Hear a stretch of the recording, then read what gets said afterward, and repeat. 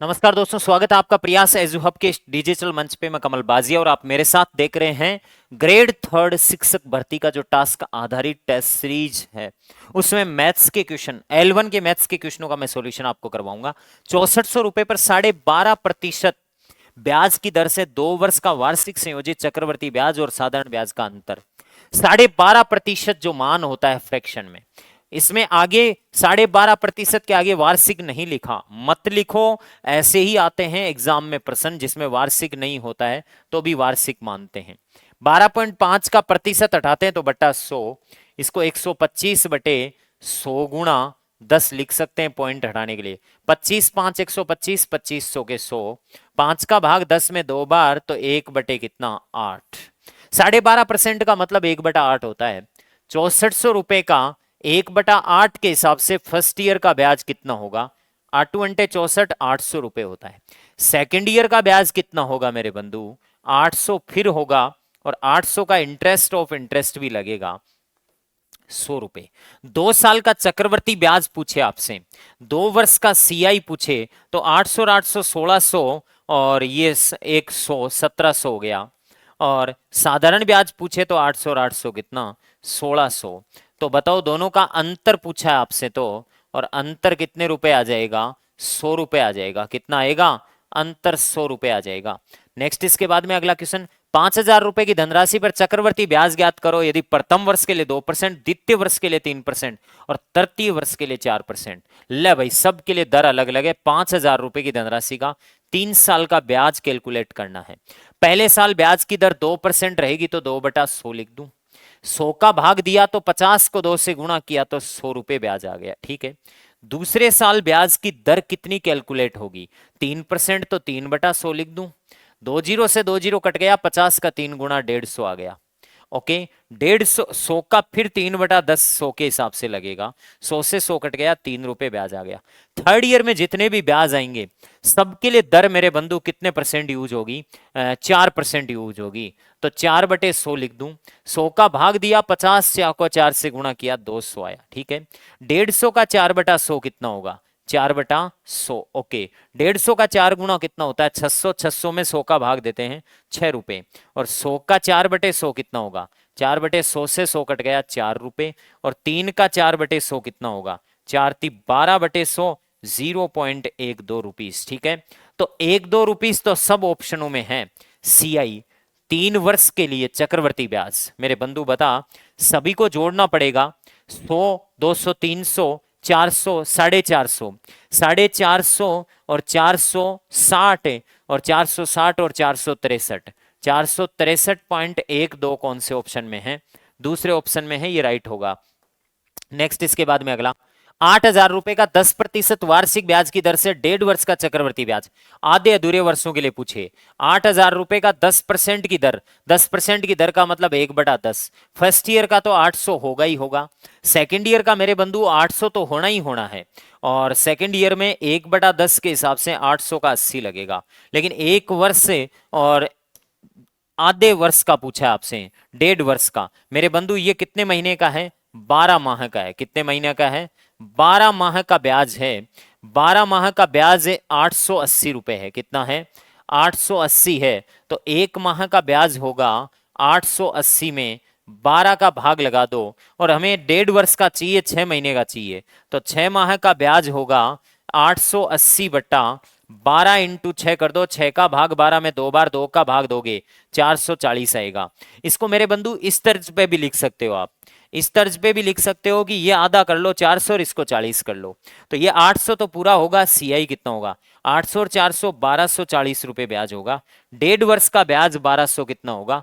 Sorry, 1.5 वर्ष का चक्रवर्ती ब्याज क्या होगा? जबकि ब्याज 6 माही दिया जाए, गया काम से। यहां से तो बंधु सीधा अपन ने 1.5 साल का ब्याज निकाला है, लेकिन इसने तो कुछ अलग ही कह दिया अपन को। ब्याज 6 माही संयोजन है, और ब्याज यदि वार्षिक संयोजन नहीं है, ब्याज यदि कैसा संयोजन नहीं है, वार्षिक संयोजन नहीं है तो 10% की दर हम काम में ही नहीं ले सकते।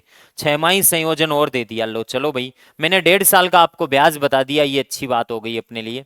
ओके, नेक्स्ट है, अब देखो बंधु इसमें क्या कहा है उसके अकॉर्डिंग काम करना पड़ेगा। प्रिंसिपल 800 रुपए, 8,000 रुपए, कोई दिक्कत नहीं है। दर बराबर कितनी आ गई, 10% वार्षिक है। ओके, 1.5 वर्ष का ब्याज ज्ञात करना है, कितने वर्ष का, 1.5 वर्ष का। टाइम दिया है 1.5 ईयर। ओके, कोई दिक्कत नहीं है, देखना सुनना कितना आसान है। संयोजन अर्धवार्षिक है। संयोजन कैसा है, ब्याज का संयोजन है छमाही है। ब्याज का संयोजन छमाही होता है तो इन दरों को कोई काम में नहीं लेने देता। ये दर वार्षिक है, मतलब ये 10% की दर है, 12 महीने की है, हमें 6 महीने की चाहिए, तो 6 का भाग 12 में 2 बार, 2 का भाग 10 में 5% छमाही दर आ जाएगी। और 5% छमाही दर आ जाएगी तो 1.5 साल में कितनी छमाही होगी, 3 छमाही होगी। बंधु 5% की दर काम में लेके 3 छमाहियों का ब्याज निकाल दो बस, और कुछ नहीं करना। 5% का मतलब 5/100, 1/20 आ गया। ओके, हाँ जी, तो बताओ मूलधन कितना है, 8,000 रुपए। 8,000 रुपए का 1/20 के हिसाब से पहली छमाही का ब्याज कितना आएगा, 400 रुपए। दूसरी छमाही का फिर 400 रुपए, और 400 का 1/20 के हिसाब से 20 दूनी 40, 20, और फिर 400 रुपए, और दोनों 400 का 20-20 आएगा, और 20 का 1/20 के हिसाब से 1 रुपए। तो बताओ यहां से सीआई कितना आएगा, सीआई आएगा 400, 800, 1200, 1260 और 161, 1261 रुपए 3 छमाहियों का ब्याज आ जाएगा, जो कि बी ऑप्शन में पड़ा है। ओके, नेक्स्ट इसके बाद में अगला, कितने वर्ष पश्चात, समय पूछा है, 10% वार्षिक चक्रवर्ती ब्याज की दर से 25,000 रुपए पर 8,275 ब्याज मिलेगा। 25,000 रुपए ऊपर ही ऊपर लिख लो। सपोज पहले साल में ही ब्याज मिल जाएगा 10% की दर का, मतलब 1/10। क्या सिर मिल जाएगा क्या पहले साल में, 2500 ही ब्याज आया, लेकिन दूसरी साल में तो उम्मीद करो क्या पता मिल जाए, 2500 ही मिलेगा दूसरी साल में। 1/10 के हिसाब से 250, तो मेरे हिसाब से ये तो आ गया 5,250, और अपन को चाहिए 8,275, तो 2 साल तो उत्तर नहीं है, तो या तो 3 में मिलेगा या 4 में। 3 में चलते हैं आगे, 2500 ब्याज हो गया, इन दोनों 2500 के 250 होंगे। इस चक्रवर्ती ब्याज की एक खास बात बता दूं, ये फंडा जिसका पढ़ा हुआ होता है उसको तो लाइट लगता है, नहीं पढ़ा हुआ होता है उसको कॉम्प्लिकेटेड लगता है। तो ये तरीका आपको पढ़ लेना चाहिए, बात ये है मेरी तो कहने की, ठीक है। तो सीआई कितना होगा, ये तरीका जो पढ़ रहा है उसको तो इजी लग रहा है, ये 2500, 2500, 5,000 और 7500, 7500, और ये कितना हो गया 8,250, और 25 कितना 8,275 रुपए ब्याज आ गया। ये कितनी साल में आया, 3 साल में आया, उत्तर कर दो 3 साल। नेक्स्ट इसके बाद में अगला क्वेश्चन, 15,000 रुपए का मूलधन पर 2 वर्ष के लिए वार्षिक संयोजित चक्रवर्ती ब्याज और सामान्य ब्याज का अंतर 96 रुपए है, तो ब्याज की दर कितनी होगी। बहुत सिंपल, 15,000 रुपए मूलधन को ऊपर ही ऊपर लिख दिया, 2 साल का सामान्य ब्याज और चक्रवर्ती ब्याज का अंतर 96 रुपए है। ये यहां जो ब्याज आते हैं वो तो सामान्य ब्याज आते हैं, और जो यहां ब्याज आता है वो ब्याज का ब्याज आता है, यही अंतर होता है जो 96 रुपए चाहिए। मैं कई बार बता चुका हूं, ऐसे प्रश्नों को बाई ऑप्शन सीधा उड़ा दो।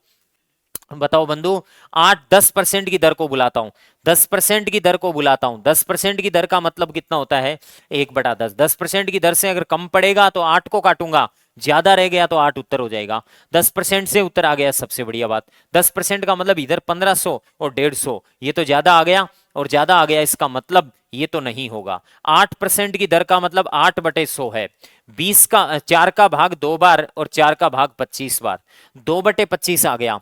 तो बताओ बंधु, 2/25 लिख दूं इसको, 2/25, 25 का भाग 25, 6 150, 600, और 600 का डबल कितना, 1200।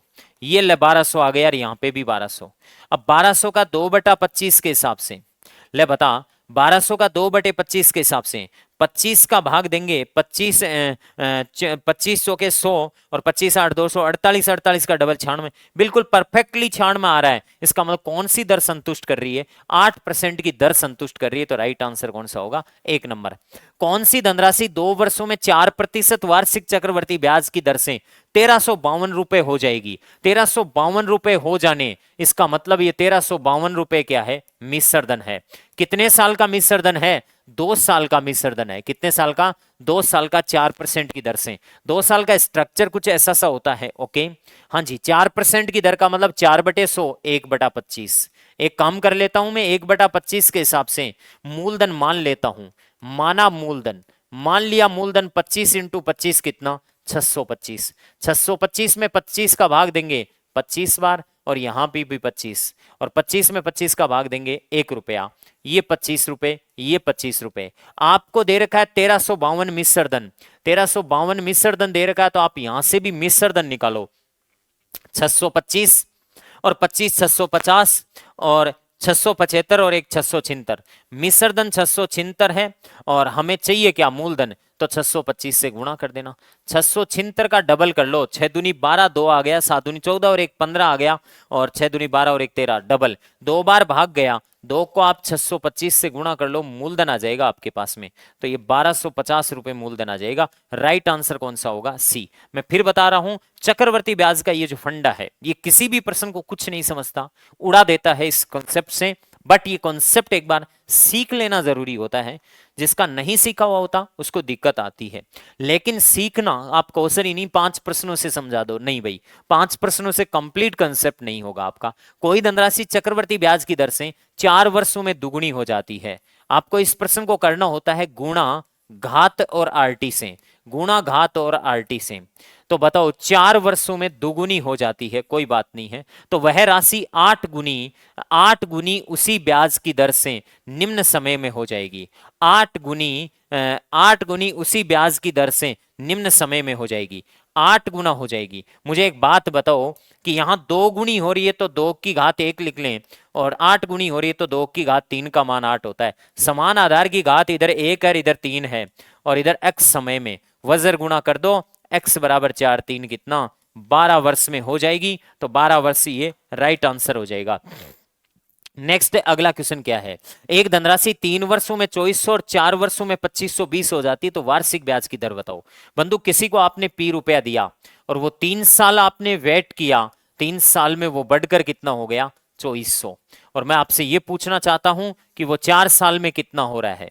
आपको एक बात का पता होना चाहिए, चक्रवर्ती ब्याज में प्रत्येक वर्ष के अंत का मिश्र धन आगामी वर्ष के लिए मूलधन का काम कर जाता है, मूलधन का काम कर जाता है। तो मुझे एक बात बताओ, ये ब्याज कितना हो गया, ये 1 वर्ष का ब्याज है, 1 वर्ष का ब्याज है, 1 वर्ष का ब्याज है, तो मेरे बंधु कितना है, ये 120 रुपए ब्याज है। और आगामी समय के लिए किसका काम करेगा, मूलधन का काम करेगा। चक्रवर्ती ब्याज में हर एक वर्ष के अंत का मिश्र धन आगामी वर्ष के लिए मूलधन का काम करता है। तो ब्याज हो गया यहाँ पे 120 रुपए। तो दर पूछी है, दर के 2 तरीके हैं, एक तो 120 रुपए ब्याज हो रहा है 2400 का, किसका, 2400 का, और आपको दर चाहिए तो 100 से क्या कर दो, गुणा कर दो। दर चाहिए तो किससे गुणा कर दो, 100 से गुणा कर दो। 24 का भाग 120 में कितनी बार, 5 बार, तो दर कितनी आएगी, 5%। दूसरा तरीका इसका ये और है, आप एक काम करो, मूलधन हमारे लिए आगे के लिए 2400 हो गया, 1 साल का स्ट्रक्चर तो ऐसा ही होता है, 120 ब्याज होना चाहिए, 10% की दर से तो कितना होगा, 240 होगा, ये तो ज्यादा हो गई। 5% की दर का मतलब कितना होता है, 5% की दर का मतलब 1/20 होता है, और 1/20 से जरूर 120 आएगा। तो इसके 2 तरीके हैं 5% निकालने के। नेक्स्ट इसके बाद में अगला प्रश्न, एक मूलधन चक्रवर्ती ब्याज पर निवेश करने पर 2 वर्ष में इतना और 4 वर्ष में इतना, तो वह धन बताओ। बंधु, क्या बताया हुआ है इसका एक बार बताना। देखें, कोई धन 2 वर्ष में 4500, 2 वर्ष में 4500 हो जाता है, और 4 वर्ष में, सारे आप प्रश्न इसमें जितने भी प्रश्न बनते हैं सब मैंने यहां पे निकाल दिए, इसमें सारी चीजें हैं, इसमें 6750। मैंने क्या बताया था आपको, नोट लगाकर लिखवा रखा है, 5 क्वेश्चन अलग से करवाए थे, उनको ऐसे याद रखना है। चक्रवर्ती ब्याज में मूलधन तथा पहले मिश्र धन का समय अंतराल, पहले मिश्र धन तथा दूसरे मिश्र धन का समय अंतराल बराबर है, तो पहले मिश्र धन के वर्ग में 4500 के वर्ग में, तो 4500 गुणा 4500 में दूसरे मिश्र धन का भाग देने पर मूलधन प्राप्त हो जाता है। अरे वाह, मूलधन कितना प्राप्त होगा, 0 से 0 काट देता हूं मेरे बंधु, 5 का भाग है, 5 का भाग एक बार बच गया 17 में, 5 3 15, 5 5 25, और 5 का भाग इधर देखो, 5 9 45, 900 बार जाता है। 45 का भाग 3 बार जाता है, और 45 का भाग 10 बार, 3 का भाग गया मेरे बंधु 300, और 300 को 10 से गुणा करोगे 3000 रुपए इसका मूलधन आ गया, जो कि डी ऑप्शन में है। तो ये इस प्रकार से चक्रवर्ती ब्याज के मैंने क्वेश्चंस जो थे वो करवाए। बहुत बहुत धन्यवाद। उम्मीद है कि जिन बच्चों का ये टॉपिक अच्छे से पढ़ा हुआ है उनके मोस्टली क्वेश्चन सॉल्व हो चुके हैं। जो भी कहीं त्रुटि रही है उसको जरूर सुधार कर लें, और जिनका ये टॉपिक नहीं पढ़ा हुआ उनको जरूर पढ़ा देंगे। जल्दी ही अपनी प्रयास एजू हब की जो टेस्ट सीरीज 2.0 स्टार्ट होने जा रही है। जो बच्चे न्यू प्रवेशित हैं, जो बच्चे जैसा कि बता रखा है बेस नंबर 32 या ऑनलाइन में जो अगस्त वाले जो बैचेज हैं उनके लिए वापस टेस्ट सीरीज 2.0 स्टार्ट हो रही है। उसमें ये टॉपिक वापस मेंशन करेंगे, उनके लिए वो फ्री होगी। ठीक है, तो वो टेस्ट सीरीज फ्री होगी तो उनमें वो पढ़ सकते हैं और पढ़कर अपनी एक बार और तैयारी का और अच्छा बेहतर आंकलन कर सकते हैं। उम्मीद है बहुत ही अच्छा पेपर आपने किया होगा, बहुत ही ढंग से आपने इस पेपर को समझ के और इसका पूरा एनालिसिस भी किया होगा देने के बाद में। तो बहुत बहुत धन्यवाद, थैंक यू। नमस्कार सभी को। आपके ग्रेड थर्ड L1 का टास्क आधारित टेस्ट सीरीज का जो टेस्ट था उसमें एसिड बेस का जो टॉपिक था उसके क्वेश्चन का सॉल्यूशन कराना है। तो देखो क्वेश्चन नंबर 115, निम्न में से कौन सा लवण जल में घोलने पर उदासीन विलयन देता है। ठीक है, तो आपको ये ध्यान होना चाहिए कि ऐसा लवण जिसका आप पानी में घोलोगे तो पानी में घोलने से क्या बनेगा, एक एसिड और एक बेस बनना है, तो यहाँ से KOH बनेगा, KOH बनेगा और HNO3 बनेगा। इससे क्या बनेगा, NH4OH बनेगा और प्लस HCl बनेगा। इससे क्या बनेगा, एसिटिक एसिड, इससे क्या बनेगा, एसिटिक एसिड प्लस NaOH बनेगा। पानी घोलोगे तो H2O घोलना है पानी में। इससे क्या बनेगा, NaOH प्लस H2CO3। अब आप देखो इसमें एक स्ट्रॉन्ग है, ये स्ट्रॉन्ग है, ये वीक है। इसका मतलब ये बेसिक सॉल्यूशन बनेगा। इसके अंदर ये वीक है और ये स्ट्रॉन्ग है, इसका मतलब स्ट्रॉन्ग ज़्यादा ये है। इसका इसका मतलब ये सॉल्यूशन कैसा बनना है, बेसिक, और ये भी कैसा बनना है, बेसिक। इसके अंदर आप देखो ये स्ट्रॉन्ग और ये वीक, तो ये स्ट्रॉन्ग है, स्ट्रॉन्ग एसिड है, तो मतलब एसिडिक। तो आप देखो यहाँ पर ये KOH और HNO3 दोनों ही क्या है, स्ट्रॉन्ग है, और दोनों स्ट्रॉन्ग है तो एक दूसरे को इसने न्यूट्रल कर दिया, तो ये उदासीन सॉल्यूशन देगा कौन, KNO3। कौन देगा, KNO3।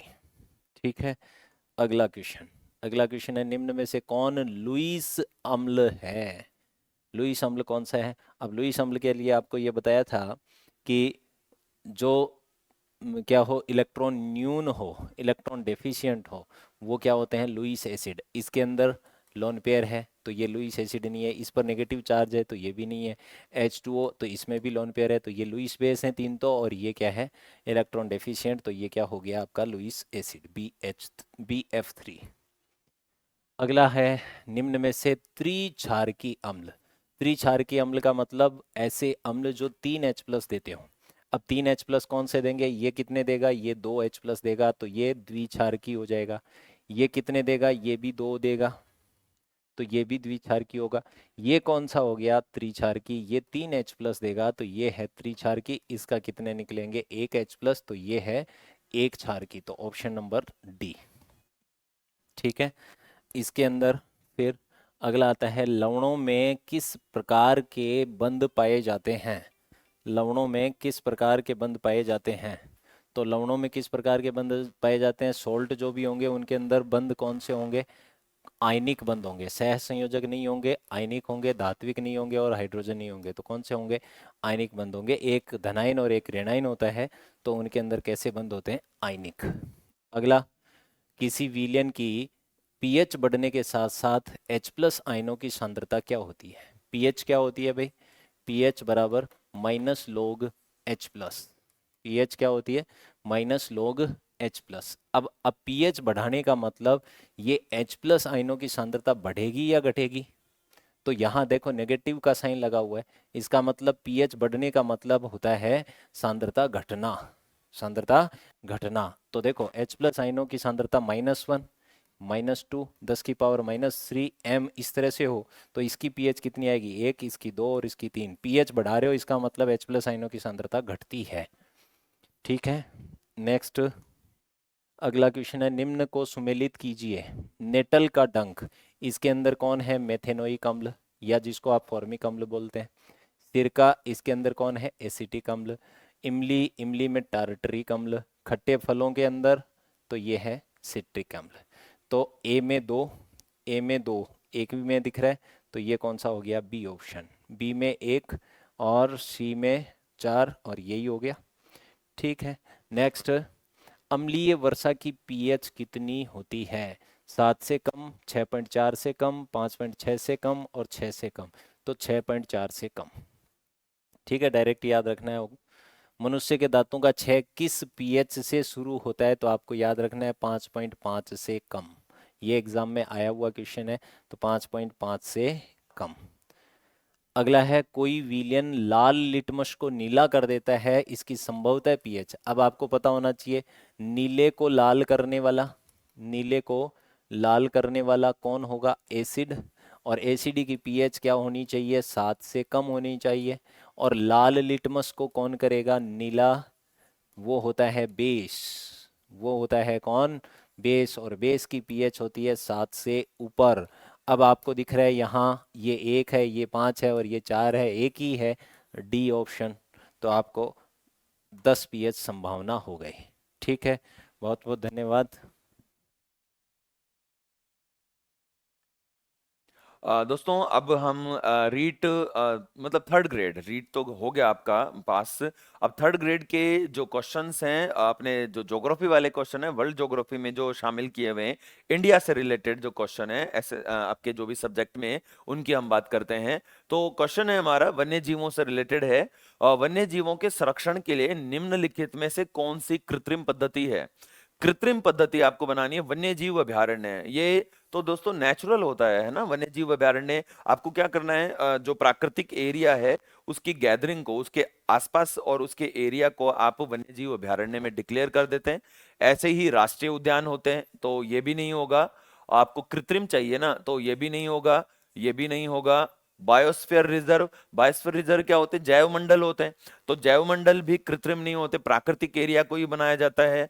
अब चिड़ियाघर क्या होते हैं दोस्तों? कृत्रिम होते हैं, है ना। एक कृत्रिम पद्धति है अपने जैव विविधता के संरक्षण की, पिंजरे में रख दिया जाता है जीवों को, तो ये कृत्रिम पद्धति है। तो ये राइट आंसर इसका होगा डी। ठीक है, नेक्स्ट क्वेश्चन पर हम आ जाते हैं। नेक्स्ट है, वह स्रोत अथवा पुस्तिका जिसमें सभी संकटापन पादपों और जंतुओं का लेखा जोखा रखा जाता है। दोस्तों बहुत ही शानदार क्वेश्चन है, आरएस प्री में भी ऐसा ये क्वेश्चन आया हुआ है। ये है रेड डाटा बुक, और इस रेड डाटा बुक को हम लाल आंकड़ों की पुस्तिका भी कहते हैं। लाल आंकड़ों की पुस्तिका कहा जाता है। ठीक है, ये ध्यान रखना है, लाल आंकड़ों की पुस्तिका इसे कहा जाता है, रेड डाटा बुक इसे कहा जाता है। ठीक है, नेक्स्ट है, हाँ एक चीज और मैं बता दूं कि रेड डाटा जो बुक है ना, ये रेड डाटा बुक तैयार करने वाली जो संस्था है, वो संस्था कहलाती है IUCN। और IUCN का पूरा नाम होता है, ये क्या है? International union for conservation of nature and natural resources, ये IUCN कहलाती है। और ग्लांड स्विट्जरलैंड में इसका मुख्यालय है।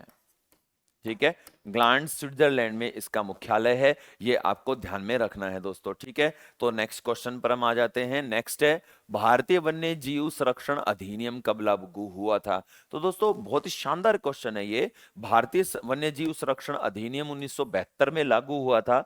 और कब आया था? ये 9 सितंबर को, है ना, 9 सितंबर 1972 को ये लागू हुआ था। और इसे 1 सितंबर 1973 में, 1 सितंबर 1973 में इसे अपने राजस्थान में लागू कर लिया गया था। ठीक है ना, ये चीज आपको याद रखनी है। नेक्स्ट पे आ जाते हैं, ऐसे जंतु जिनकी संख्या इस स्तर तक कम होती जा रही है कि वे विलोपन का सामना कर सकते हैं, ये कौन कहलाते हैं? दोस्तों विलोपन की संख्या, विलोपन का मतलब क्या होता है कि वे विलुप्त होने वाले हैं। तो अब इनमें आप देखोगे तो स्थानिक जाति, स्थानिक जाति का मतलब होता है जो पर्टिकुलर एरिया में मिलती हैं, बट वो संकटापन मतलब कि वो लुप्त प्राय नहीं है। तो ये नहीं होगा, इसका आंसर ए नहीं होगा।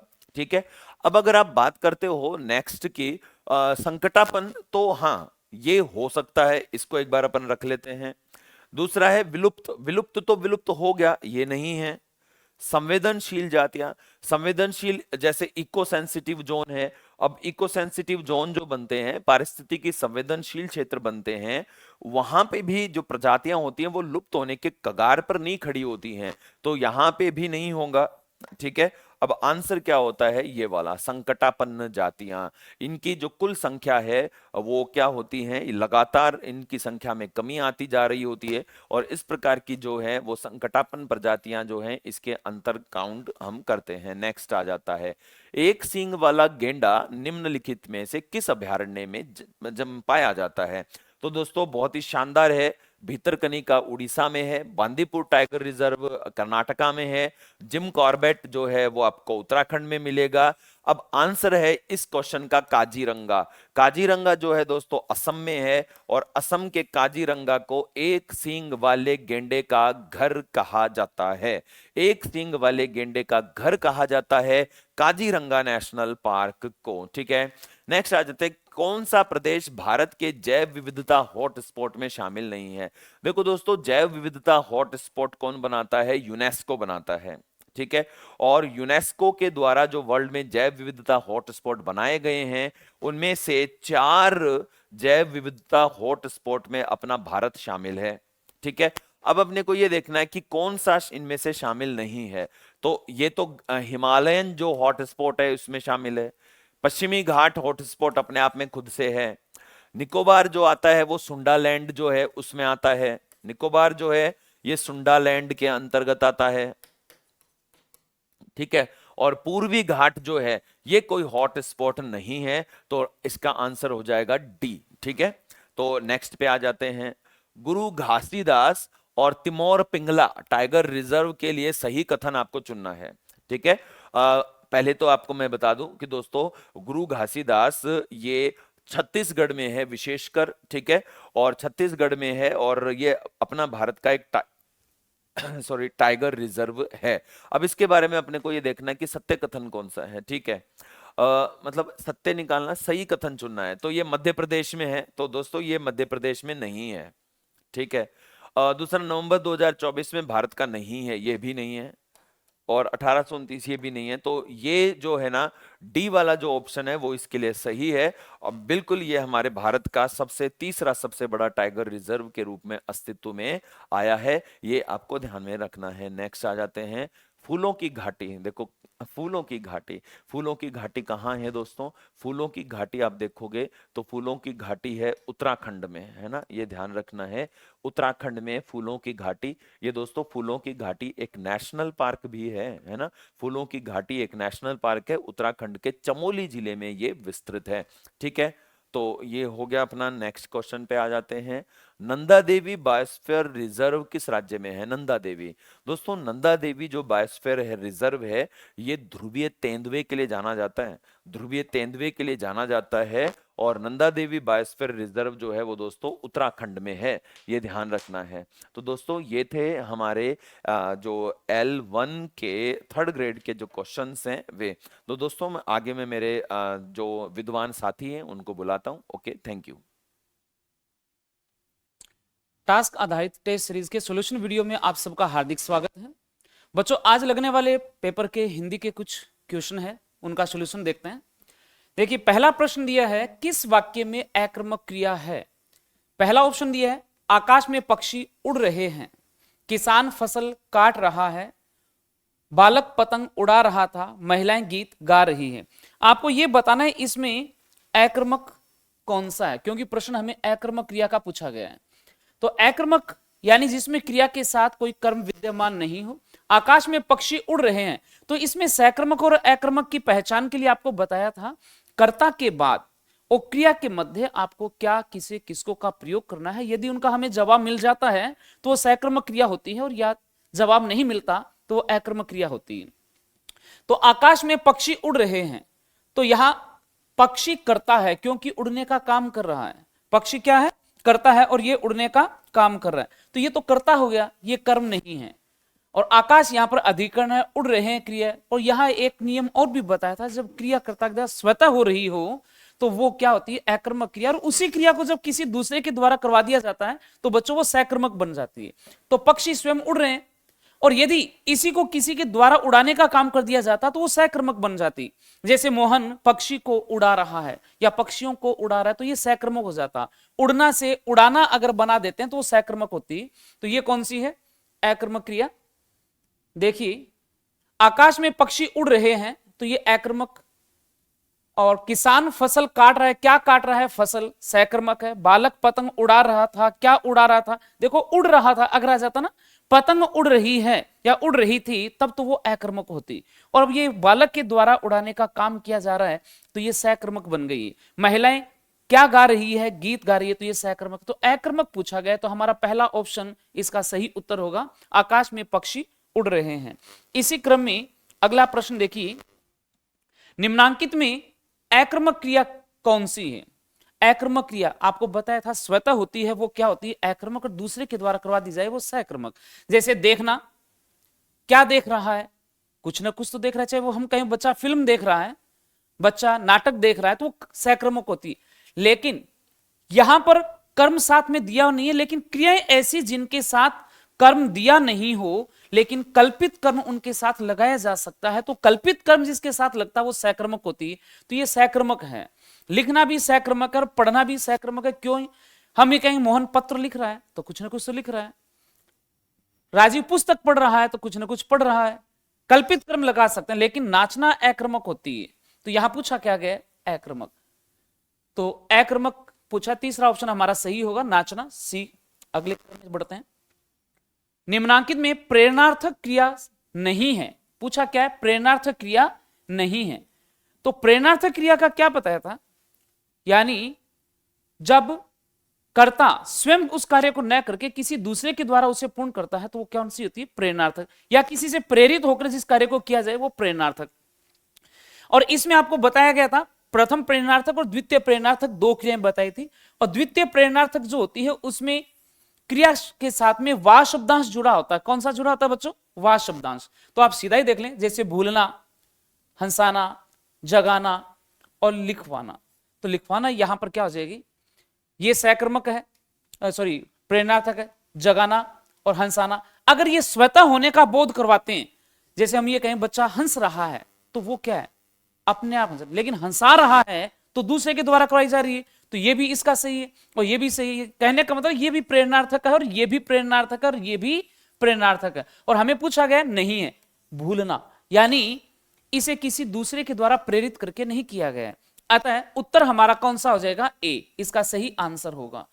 चलिए इसी क्रम में आगे बढ़ते हैं।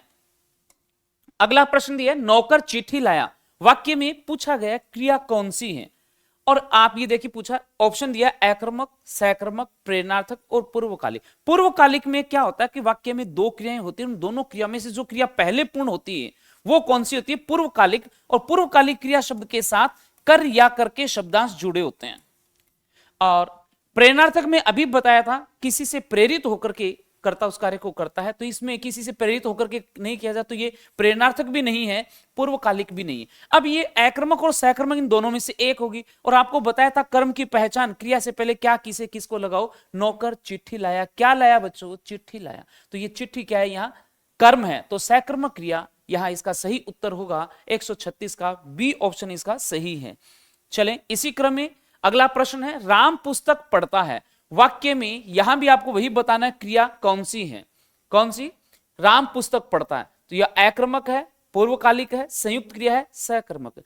तो संयुक्त क्रिया के लिए भी आपको यह बताया गया है कि जिस वाक्य में क्रिया तो एक पूर्ण होती हो लेकिन वो दो धातुओं से मिलकर बनी हो, तो ऐसा तो इसमें दो धातुओं से मिलकर बनने वाला है नहीं, तो संयुक्त क्रिया इसमें नहीं है।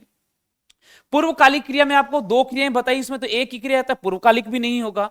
अकर्मक और सकर्मक में फिर ढूंढना है क्या किसे किसको लगाओ। राम क्या पढ़ता है, पुस्तक पढ़ता है, तो पुस्तक यहां पर क्या है, कर्म है, तो इसका सही जवाब हो जाएगा सकर्मक क्रिया। उत्तर हमारा होगा डी। चलें इसी क्रम में अगला प्रश्न है, अध्यापक छात्रों को पाठ पढ़ा रहा है। क्या पढ़ा रहा है, पाठ पढ़ा रहा है। अब इसमें दो कर्म दिए हुए हैं, देखिए किसे पढ़ा रहा है, छात्रों को। क्या पढ़ा रहा है, पाठ पढ़ा रहा है। क्या का जवाब दिया, ये तो पदार्थ का जवाब दे रहा है। और किसे, ये किसका, प्राणी का जवाब दे रहा है। और जिस वाक्य में दो कर्म होंगे, द्विकर्मक क्रिया से युक्त जो वाक्य होंगे, उनमें पहला कर्म प्राणी होगा, दूसरा कर्म यहां पर क्या होगा, पदार्थ होगा। और पदार्थ कर्म जो होता है वो प्रधान कर्म होता है, और जो प्राणी कर्म होता है वो गौण कर्म होता है। अतः द्विकर्मक क्रिया से युक्त वाक्यों में सदैव पहले गौण कर्म आता है, तत्पश्चात प्रधान कर्म आता है। ये कथन सत्य है। आजकल ये स्टेटमेंट आते हैं, इनको थोड़ा ध्यान देखिएगा। तो यहां पर पूछा गया ये अकर्मक है सकर्मक, तो यहां पर हम ये कहेंगे अकर्मक और सकर्मक, यानी संयुक्त क्रिया की बात नहीं हो रही। पूर्वकालिक क्रिया भी यहां नहीं है, कर और करके नहीं, अब इन दोनों में से एक बतानी है। और जबकि हमने क्या कहा, द्विकर्मक और द्विकर्मक क्रिया सकर्मक का उपभेद है, क्योंकि सकर्मक क्रिया में एक कर्मक और द्विकर्मक दो होते हैं, अतः ये सकर्मक क्रिया का उदाहरण होगा। अतः हमारा 138 में ऑप्शन सी इसका सही उत्तर है। चलें इसी क्रम में अगला प्रश्न, निम्नलिखित में से सकर्मक क्रिया किस वाक्य में है, सकर्मक क्रिया बतानी है। चंदन ने सब्जी खरीदी। बच्चों क्या खरीदी, सब्जी। देखो कर्म तो हमें यही नजर आ रहा है।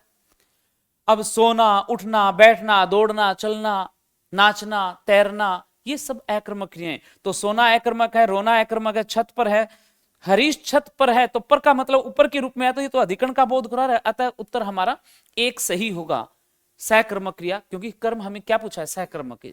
इसी क्रम में अगला प्रश्न देखिए, पूर्वकालिक क्रिया के लिए सही विकल्प चुनिए। देखिए बच्चों बार बार बता रहा हूं, पूर्वकालिक क्रिया की बात आते ही हम ये कहेंगे वो वाक्य आपको ढूंढना है जिसमें दो क्रियाएं हैं, और दोनों क्रियाओं में से जिस क्रिया में कर और कर के शब्दांश जुड़ा होगा वो आपकी पूर्वकालिक है।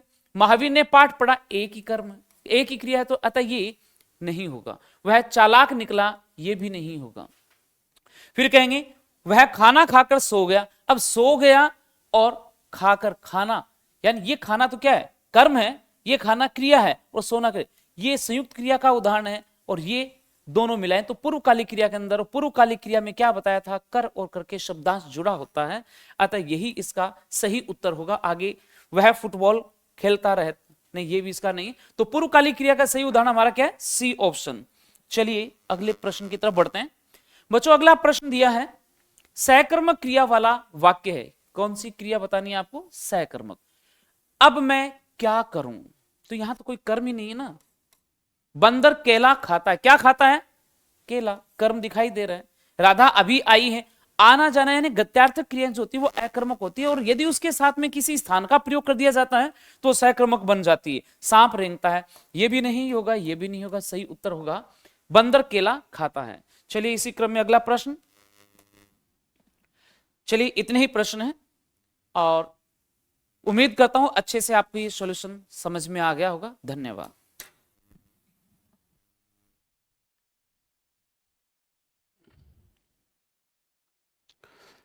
Hello guys, as you know, myself Praveen Swami, an innovative teacher of competitive English. Welcomes to all my dear aspirants on the digital panel of प्रयास करियर इंस्टीट्यूट सीकर। आज का जो सेशन है अपना, उसमें अपने टेस्ट सीरीज की जो प्रयास की काफ़ी बड़ी मुहिम कह सकते हैं, उसके अंतर्गत अपने शामिल किया फ्रेजल वर्ब को। फ्रेजल वर्ब के रिगार्डिंग आपके एग्जाम में जो प्रश्न आते हैं वो कैसे टाइप से आते हैं, फर्स्टली मैं उसके बारे में बताऊं। कहीं भी कोई भी सेंटेंस दे दिया, उसमें पर्टिकुलर वर्ब दे दी और वर्ब के बाद में ब्लैंक डाल दिया, अलग अलग आपको प्रेपरेशन मिल जाएंगे। उस सेंटेंस के मीनिंग के अकॉर्डिंग आपको उचित प्रेपरेशन का प्रयोग करके उचित फ्रेजल वर्ब डिजाइन करनी होती है, जिससे आपका सेंटेंस वो प्रॉपर मीनिंगफुल हो। एक टाइप आपकी ये शामिल होती है कि आपको यहाँ अलग अलग प्रेपरेशन मिलेंगे, ठीक है, उसका चुनाव करना है, उचित प्रेपरेशन का चुनाव करते आपको सही उत्तर तक पहुंचना है। दूसरा, किसी सेंटेंस में यूज कर देगा फ्रेजल वर्ब का, उसका मीनिंग पूछ लेगा कि इसका मीनिंग क्या है, किस सेंस में इस फ्रेजल वर्ब का प्रयोग हो रहा है, ठीक है, वो दूसरी टाइप आपकी शामिल हो गई। ठीक है, ये दोनों टाइप हैं आपके फ्रेजल वर्ब की रिगार्डिंग आती है। या फिर ऐसे प्रश्न पूछा जा सकता है कि इस अर्थ में कौन सी फ्रेजल वर्ब वो सूटेबल होगी, उसके लिए भी अगला एग्जामिनर जो है वो स्वतंत्र होता है, लेकिन मोनली दो ही टाइप होते हैं, उसकी पॉपुलरिटी होती है। फ्रेजल वर्ब के रूप में अपन देखें तो यहाँ पे कोलोप का प्रयोग कर रखा है, और कोलोप का मतलब होता है किसी भी चीज को मतलब कैंसिल करना।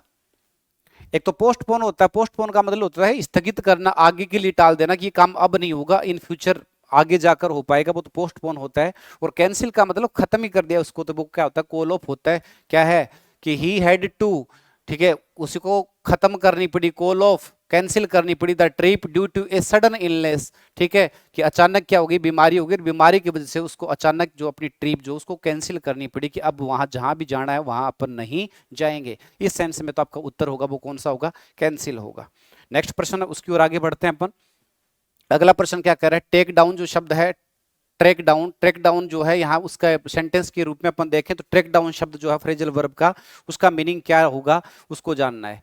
तो किसी भी चीज को अक्सर लंबी सर्च के बाद क्या करना, ढूंढ निकालना, वो क्या होता है, ट्रैक डाउन होता है। तो आपका सही उत्तर होगा वो क्या होगा, find after the long search, वो क्या होता है, ट्रैक डाउन होता है। एक है करेक डाउन, करेक डाउन का मीनिंग क्या है, what is the meaning of है करेक डाउन। करेक डाउन का मतलब होता है किसी चीज के प्रति स्ट्रिक्ट एक्शन लेना, किसी चीज के लिए स्ट्रिक्ट एक्शन लेना, वो क्या होता है, करेक्ट डाउन होता है। नेक्स्ट प्रश्न जो होता है वो क्या होता है, गेट अलोंग विद, क्या है, गेट अलोंग विद, ये बिंदु आ गया, ठीक है। और गेट अलोंग विद जो होता है, यहाँ पे सेंटेंस एक बार पढ़ के देखिए आप, इसमें सेंटेंस का मीनिंग क्या है, किसी भी चीज के प्रति क्या एक अच्छी फ्रेंडली रिलेशनशिप होना, वो क्या होता है, गेट अलोंग विद होता है। तो ये आपका उत्तर हो गया। अगला कह रहा है, he found it typical to put up with the constant noise from his neighbours. What is the meaning of put up with, put up with का मतलब होता है किसी चीज को बर्दाश्त करना, टोलरेट करना। पुट ऑन होता है कपड़े पहनना, पुट ऑफ का मतलब कपड़े उतारना, पुट ऑन का मतलब किसी कार बस ट्रेन वगैरह में चढ़ना, वो पुट ऑन होता है। और उनसे उतरना उसको हम क्या बोलते हैं, पुट अप, पुट ऑफ बोलते हैं। और पुट अप का मतलब होता है पूछना, टू आस्क, वो क्या होता है, पुट अप होता है। पुट अप विद का मीनिंग होता है टू टोलरेट, किसी चीज को बर्दाश्त करना, सहन करना, वो क्या होता है, पुट अप विद होता है। आगे could you please look over, look over का मतलब होता है किसी भी चीज का परीक्षण करना, एग्जामिन करना। तो उत्तर होगा वो क्या होगा, एग्जामिन, क्विकली, तेजी से क्या करना, ठीक है, किसी चीज का परीक्षण करना, जांच लेना, परख लेना, ठीक है, ये आता है। गिव अप एक फ्रेजल वर्ब है, गिव अप का मतलब होता है किसी चीज को छोड़ना, त्यागना, ठीक है, जिसको अपन क्या कह सकते हैं, अबेंडन, फोरशैक, रेलिंक्विश, एब्डिकेट, ये इसके सिमिलर वर्ड बोल सकते हैं, ठीक है। तो इसका सही उत्तर है वो क्या है, रेलिंक्विश दे रखा, तो ये आपका राइट उत्तर माना जाएगा। इसी क्रम में अगला प्रश्न क्या करा, जरा देखिए अपन, I can't believe he made up such a ridiculous story. वो डज मेकअप, मेकअप का मतलब होता है श्रृंगार करना, या फिर टू कंपेंसेट, कोई चीज है नुकसान हो गया उसकी भरपाई करना, ठीक है, उसको हम क्या बोलते हैं, मेकअप बोलते हैं। तो क्या बोलोगे इसमें, टू कंपेंसेट फॉर, क्या बोलोगे, कंपेंसेट फॉर, किसी चीज की क्षतिपूर्ति करना, भरपाई करना, ठीक है, वो क्या होता है, मेकअप होता है। तो सही जो आपका आंसर होगा वो क्या होगा, कंपेंसेट फॉर होगा, ठीक है। नहीं, यहां देखना क्या कह रहा है, makeup, I can't believe he makeup such a ridiculous story, ठीक है। यहां इस सेंस में अपन देखें तो आपका सही उत्तर कौन सा बैठेगा, इन्वेंट बैठेगा, नो डाउट। यहाँ पे कंपेंसेट फॉर इसका क्या होता है, मीनिंग होता है रिडिकुलस स्टोरी जो है, ठीक है, उसकी जो क्या किया उसने इन्वेंट किया, उस सेंस में अपन देखें तो यहाँ पे आपका सही उत्तर होगा वो कौन सा होगा, इन्वेंट होगा। नेक्स्ट देखिए यहाँ पे, the company decided to turn down the merger proposal. वो does turn down, turn down का मतलब क्या होता है, किसी चीज को रिजेक्ट करना, एक्सेप्ट करना, पोस्टपोन करना, ठीक है, वो क्या होता है, रिजेक्ट होता है। सही जो उत्तर होगा वो कौन सा होगा, रिजेक्ट होगा, ठीक है। इस प्रकार से आपका सेशन कंप्लीट हुआ। उम्मीद करता हूँ सभी का पेपर बहुत अच्छा गया होगा। सभी अभ्यर्थियों को मेरी तरफ से जय हिंद, जय भारत, बेस्ट ऑफ